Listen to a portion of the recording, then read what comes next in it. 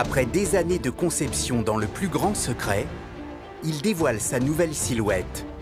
Un nouveau profil élégant et racé, derrière lequel se cache une foule d'innovations technologiques.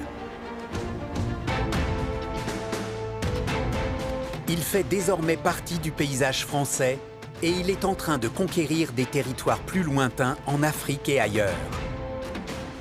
Comme une évidence. Et pourtant, le TGV aurait pu ne jamais voir le jour. Pour les grandes distances, tout le monde pensait que le train était voué à disparaître. Alors que les 30 Glorieuses enterrent ce vieux mode de transport qu'est le train, quel est donc ce projet futuriste qui attire l'attention au détriment du TGV en cours de conception? Dans les années 60, un ingénieur français propose des vitesses qui sont absolument considérables, 300, 400 km/h, c'est complètement surréaliste. Pendant ce temps, les ingénieurs qui développent le premier TGV essuient les plâtres d'un projet particulièrement complexe.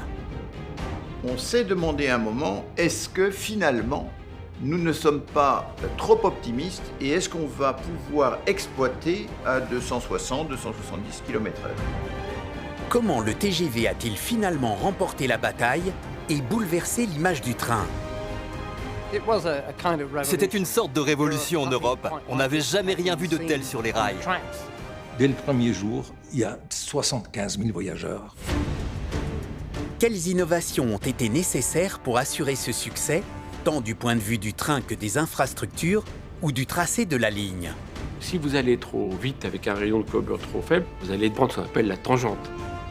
La France dispose aujourd'hui du 4e réseau de lignes à grande vitesse de la planète. C'est l'un des plus sûrs au monde, mais malgré tout, il a connu plusieurs accidents terribles. Le conducteur a tout juste eu le temps de lancer le coup de frein, mais c'était trop tard. Si la France n'a jamais connu de drame impliquant des voyageurs, d'autres pays ont connu des événements particulièrement tragiques. Une tempête avait mis hors circuit signalisation et contrôle. Considéré comme l'un des trains les plus performants de la planète, détenteur du record du monde de vitesse sur rail, comment le TGV réussit-il à s'exporter? Qui sont ses concurrents? Quelle est donc cette technologie vieille de 40 ans qui réussit à propulser un engin à plus de 600 km/h? Le principe, c'est grâce à un champ magnétique, de créer une lame entre le mobile et le rail. Dans une concurrence internationale acharnée autour de la grande vitesse, le modèle français dispose de nombreux atouts. Concentré d'innovations en tout genre dès l'origine, il n'a cessé d'évoluer pour arriver à ce dernier né au profil des plus fuselés. À l'aide d'animations en 3D, nous allons vous raconter l'épopée passionnante, technologique et humaine d'un train révolutionnaire qui a vu le jour il y a 50 ans, le TGV.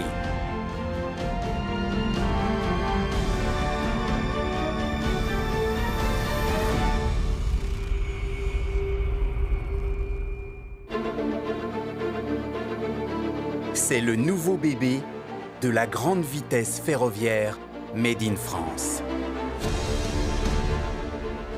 Après des années de conception dans le plus grand secret, il dévoile sa nouvelle silhouette. Un nouveau profil élégant et racé, derrière lequel se cache une foule d'innovations technologiques. Les objectifs de ce projet, c'était vraiment reprendre une longueur d'avance par rapport à la concurrence. Il y a énormément de facteurs pour lesquels ce TGV présente des progrès très sensibles. C'est un train qui va marquer son époque. Usine Alstom de Belfort, dans l'est de la France. C'est ici que l'on fabrique et assemble les pièces d'un puzzle hyper stratégique, la motrice du nouveau TGV.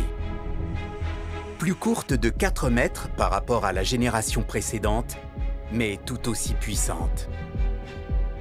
Bien plus profilée pour permettre un gain d'économie d'énergie considérable, moins 20% par rapport au TGV duplex. 20%, c'est énorme, c'est une vraie rupture. On a travaillé sur les différents paramètres qui conduisent à cette réduction. Pour les 2/3, c'est sur l'aérodynamisme du train. On a pris en compte toutes les campagnes grand vitesse qui ont été menées ces 20 dernières années pour intégrer dans ce TGV tout le savoir-faire et obtenir un train, point de vue aérodynamique, qui est assez performant. Ça se traduit par un nez avec une forme atypique. On a travaillé les carénages des bogies, le carénage de la zone pantographe. Plein de petites évolutions à droite à gauche qui permettent justement d'améliorer la traînée aérodynamique. 800 km plus à l'ouest, voici le site Alstom de La Rochelle. Les premières motrices fabriquées à Belfort ont traversé toute la France pour être assemblées aux voitures fabriquées dans les ateliers rochelais. Avec les motrices et les voitures réunies, c'est maintenant un peu comme un athlète fait de métal et bourré d'électronique qui est prêt pour ses premiers entraînements. On commence à assembler des premiers prototypes, c'est-à-dire des trains à grandeur nature, qui vont nous permettre d'aller dérouler des essais statiques dans un premier temps, puis des campagnes d'essais dynamiques qui vont se dérouler sur 1 an et demi sur les réseaux très grande vitesse. Avant 2024, année de la mise en service commerciale, la version prototype est mise à rude épreuve avec des tests en tout genre. Le nouveau TGV est poussé dans ses retranchements en lui faisant subir, par exemple, des températures dignes du Sahara pour tester sa climatisation. Confort, performance, sécurité, tout doit être scruté puis homologué avant d'obtenir le droit de circuler avec des passagers à bord. Pendant ce temps, la fabrication continue. 115 rames doivent être livrées à la SNCF, qui a choisi comme nom de baptême de son nouveau train TGV M. M comme modulable. C'est le premier TGV sur lequel on peut mettre 7, 8 ou 9 voitures. Nos anciens TGV, c'était 8 voitures et c'était figé. On peut mettre des voitures première classe ou seconde classe et on peut facilement transformer l'une en l'autre. Au niveau des espaces voyageurs, on met des sièges, mais si on veut rajouter des cases à bagages, des espaces vélos, ce sont les mêmes points de fixation et donc ça permet de faire évoluer le diagramme de la rame assez rapidement. Avec des rames à 9 voitures, le TGV-M fait un bond conséquent en capacité. Jusqu'à 740 places possibles, soit 20% de voyageurs en plus, et le tout avec une consommation moindre. Un autre progrès de taille concerne toutes les pièces et câbles qui constituent les entrailles du train. On en compte des dizaines de milliers, et ce sont autant de pannes potentielles. Dans le nouveau TGV, des capteurs vont les surveiller en continu et envoyer des informations via intelligence artificielle au service de maintenance. Sur nos TGV existants, on fait une maintenance qu'on dit préventive. C'est-à-dire qu'on connaît la durée de vie d'un composant. On a une durée de vie de 8 ans. Et donc au bout de 8 ans, on change tous les composants du train. La maintenance prédictive, c'est je me fiche de la durée de vie de l'équipement, je vais lui mettre un certain nombre de capteurs et je vais mesurer des grandeurs physiques, électriques, qui vont permettre de détecter des débuts d'anomalies, avant que l'équipement tombe en panne. Dans les premières générations, on venait avec des clés USB questionner la santé du train lorsqu'ils arrivaient au dépôt.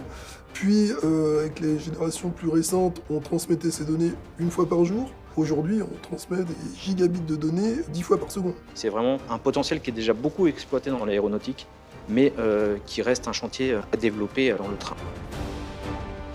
Maintenance, consommation d'énergie, capacité, modularité. Les innovations sont nombreuses et certaines relèvent même du secret industriel, comme pour ce nouvel élément qui va intégrer l'architecture des nouvelles rames. Avec le TGV-M, c'est un peu comme si Alstom et la SNCF avaient optimisé au maximum cet héritage industriel qu'est le TGV. Une histoire technologique fascinante qui se compte en décennies.